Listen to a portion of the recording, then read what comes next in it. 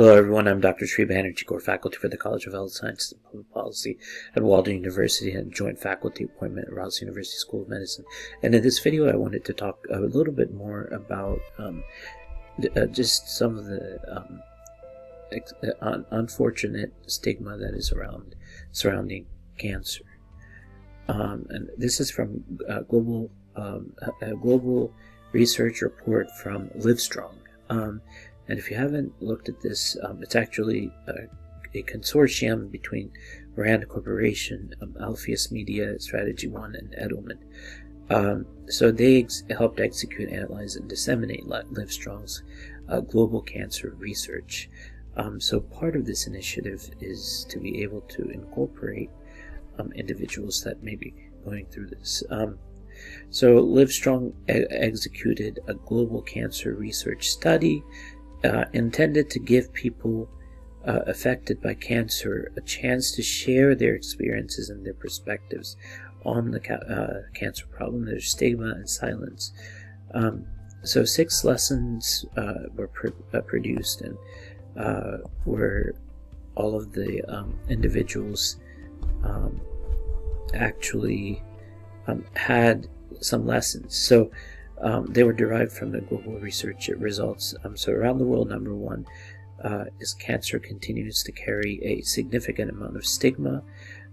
However, there are opportunities to capitalize upon shifting perceptions and positive change. And then going into awareness of cancer prevention, early detection, treatment, and survival. Communication is critical to decreasing cancer-related stigmas. And that's raising cancer awareness and disseminating cancer education.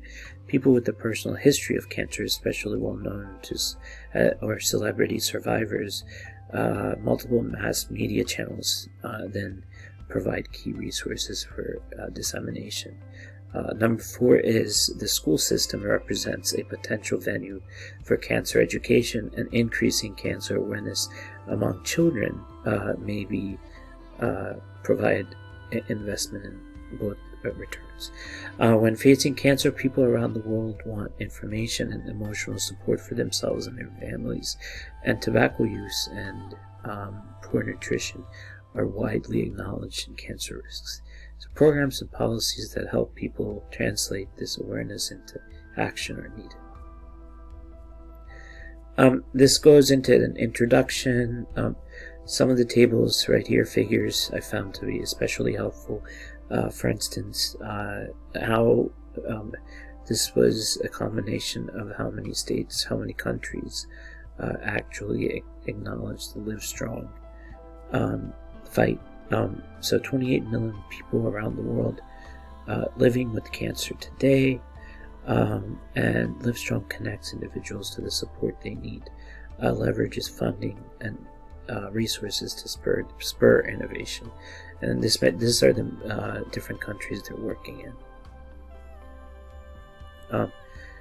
This table I found especially informative because it's showing top 3 cancers in women, top 3 cancers in men, and then top three causes of cancer mortality.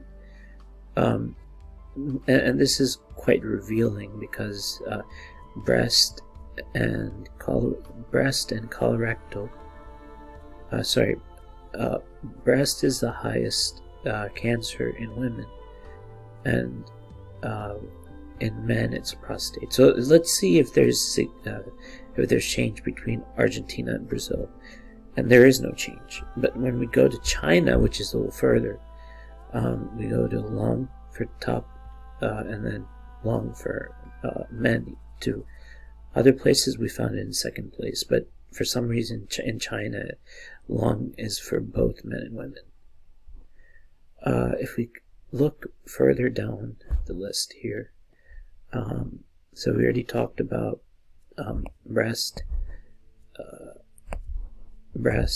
and breast being second, and breast not being at all for women, or well, for men there would not be. but still number 1 is lung. So here number 1 was prostate and number 2 was lung, and then here number 1 is lung. So that's striking. Breast and prostate you would more likely expect. This is in France. Cervical cancer should not happen at all. And then lung. In fact, this is not at all good news because this is completely preventable. Lung for men is top, and that's other countries too. So breast and prostate in Italy, just like a lot of the countries. Japan, breast and surprisingly stomach, and that's due to certain probably smoked fish or something in the diet. Breast as expected, and prostate for men.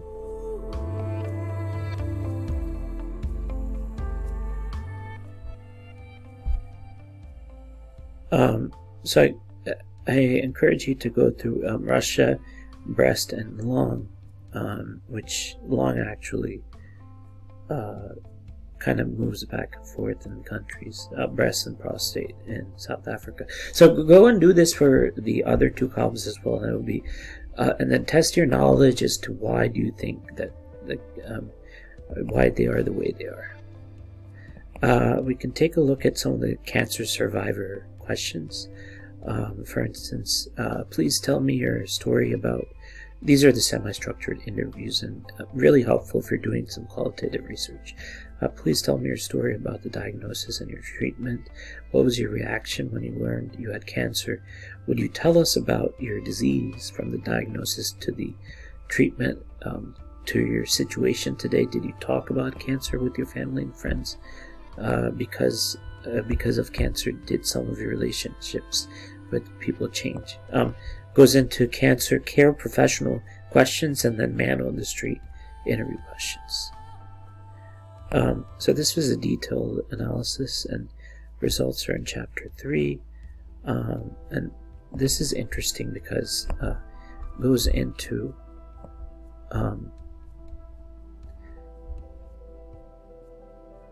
this goes into thinking about cancer can be treated. Mexico 96% and South Africa are the most likely to agree. But the reality is cancer cannot be treated.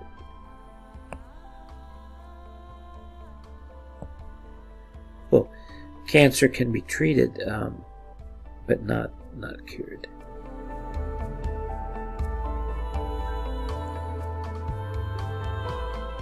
So people with cancer can survive. 70% said yeah, and 13% said no. So South Africa and Mexico are most likely to agree.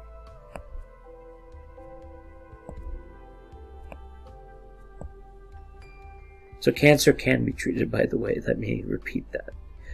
People with cancer can survive. People talk about cancer freely. That goes down now. Only 57%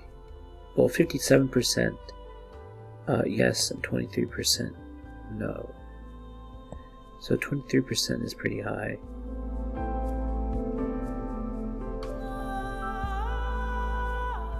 So then, looking at, I'm more concerned about other serious disease with cancer. 50% said yes. 26% said no. And then I know what to do to prevent cancer. 43 said yeah, 31 said no. And Mexico and Argentina are the most likely to agree that they know how to prevent it. And I know what services are available for people with cancer.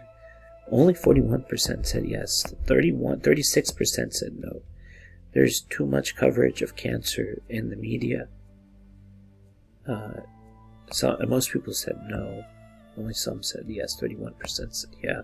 45% said no. People with cancer brought it upon themselves. 25% are saying yeah. 59 no. And I worry about catching cancer from other people who have it. 16% said yeah, 70% no. So very interesting percentages. I encourage you to go through these and just kind of think through them as I'm telling you. Very good, extensive information on cancer stigma.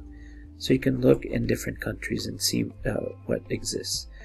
So this sums up the types of questions and findings that you have or can get from this report. This is the Cancer Stigma and Silence Around the World, a Livestrong report, final report. So take a look at this if you're listening, and you can always look at the video and pause and take a look. Thank you for listening.